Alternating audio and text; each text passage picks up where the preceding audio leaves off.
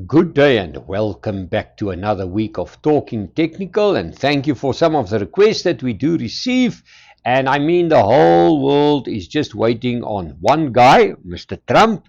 He's now suddenly the best technical indicator that you can have. In actual fact, he's the best fund manager that you can follow, because I read over the weekend that he did something like 1,500 trades, I think, from the beginning of the year. Can you believe that? So it just shows you that these guys, they do exactly what they want to do. They know that they can get away with it. We've seen it in South Africa as well. And I don't know what's going to happen, but I mean, I'm sure that is insider trading. But I can bet you $1 if you do something like that, they will lock you up within a minute. But put that aside. Let's have a look at KKR Income Opportunities Fund. Now, this is a fund more for people that wants an income stream out of American dollar. It already gave a beautiful bounce. And as markets in the S&P 500 and the Nasdaq and even the Dow is quite high, it can easily happen that those markets, although everybody say it is overvalued, it can maybe pull back because it just goes one way. But I see a beautiful cup and handle formation here. So if you keen on income, and if you want something like in the overseas markets, there's the cup, there's the handle. We're busy with that. And as we all know, that income funds are not day by day trades. In actual fact, it's a long term view. And where will you add into your position? Always close to your 50-day moving average. But if you do want to add in now and you worried about the American markets, the momentum to the top will start at $11.44. Now, yes, there is a little gap here. I think we can maybe close this gap between 1170, and it can close that gap at 1175. And what's my targets? Let's first do the conservative one. There's the conservative one. It can maybe take us all the way up to that window to close. But if I look at this chart, it tells you that the environment of interest rates in America is maybe the opposite of what Mr. Trump is anticipating, because he just wants lower rates. Now, first of all, we can then close that gap. And if we go a little bit higher, if it plays out in full, where can it go to? Let's see it. But remember, this is now a dollar play. If you've got money maybe overseas and you don't want to bring it back, you can maybe see it all the way back and get to this level of, there you are. It can maybe go all the way to $12.12 if it does play out in full. Let's have a look at what they call XRP. I mean, everybody is talking about XRP. If I speak to somebody, they just say, this is the new cryptocurrency of the world. This is going to do exactly what Bitcoin did many years ago, and it will maybe rally from there, and it will be a superb investment. But if I look at this chart, it builds a massive base here. And the moment I see a big base, I always go to one indicator, and that is I go to the volume indicator. And I always say, do I see a spike in volume on the break of the resistance? Now, where's the resistance? There's the first resistance.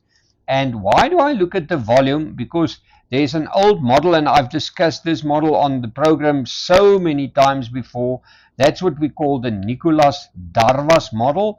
Now, the Nicholas Darvas model is always one thing for sure: a massive consolidation, a break above the resistance. Now, in this case, the resistance is sitting at $1.55. It must break above that with a spike in volume. Then you know that the trend wants to change. There's the 50-day moving average, and the next break will be above $1.60, and then from there you can actually see a very strong move to the upside.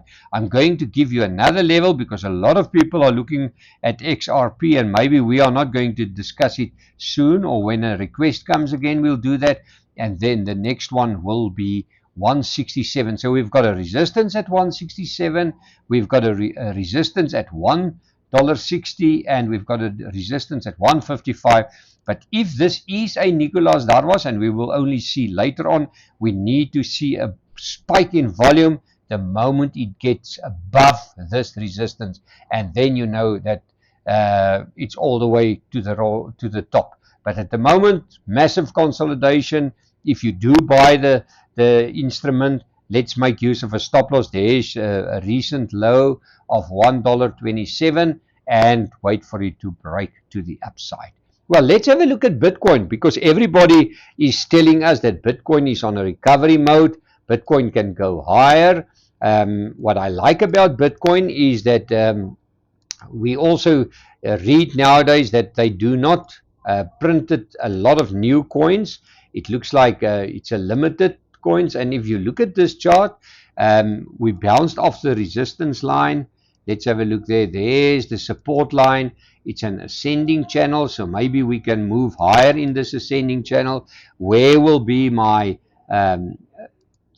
first sign of strength inside this channel is there's the 50-day moving average, but above this little level of 78,122 we can maybe see it to move higher. And where's my targets? My targets are 79,186, 81,650, 82.47, and the top end of this channel is 85,911. And where's your stop loss? Your first tiny stop loss will be this 50-day moving average sitting at 76,881. And of course, if this line breaks, then this ascending channel can break to the downside below 75,144.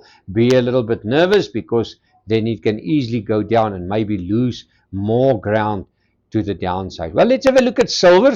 Everybody's starting to talk about gold, but there's a lot of, you can almost say, interest in silver, because everybody say that silver needs to go higher. It's lagging gold. That is quite right. Let's get it in dollars here so that we can see. There you are. Silver in dollar, building a base here. What worries me, there's almost like a head and shoulder formation. There you can see it. There's the long left shoulder, there's the head. We're busy on the right shoulder, but we're still above the 50-day moving average. That is positive, but be careful if it drops below $74.51. And by the way, if it starts to move above that little line, let's draw it in so that you can see where I get that from.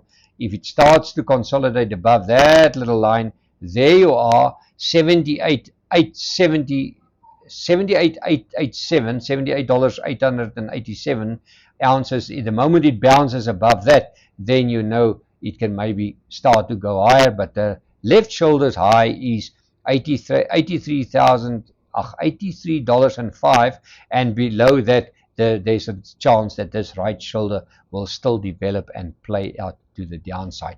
And while Mr. Trump is on the go and everybody's just watching him and see what's going to come out of that, let's have a look at Brent oil. Brent oil is starting to come back. We showed this before. We showed this rising wedge.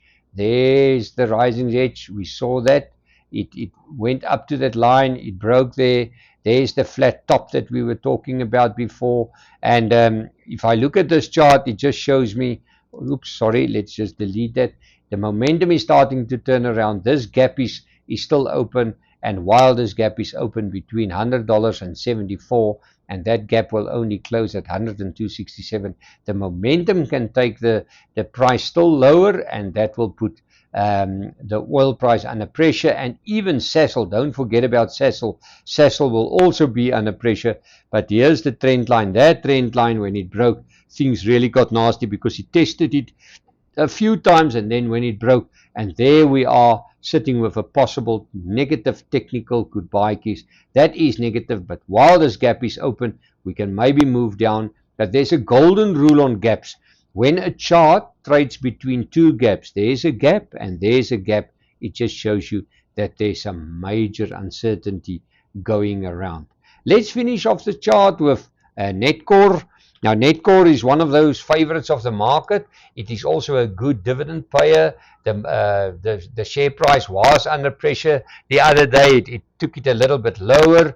And if I look at Netcore, it looks like it's a little bit lazy to come up. Let's just see what is holding it back. Let's say reload again. Let's see what's happening there. Let's go back to Netcore. Let's have a look here. and looks like my program is stuck here. I don't know why it's doing that. It's maybe the internet that is a little bit slow, but I think let's call it a day. Then I can discuss it next week, and visit our website www.fransdeclerc.com for more info. And as always, all the best, and let's see what Mr. Trump is going to do this week, and we'll chat again. All the best. Bye.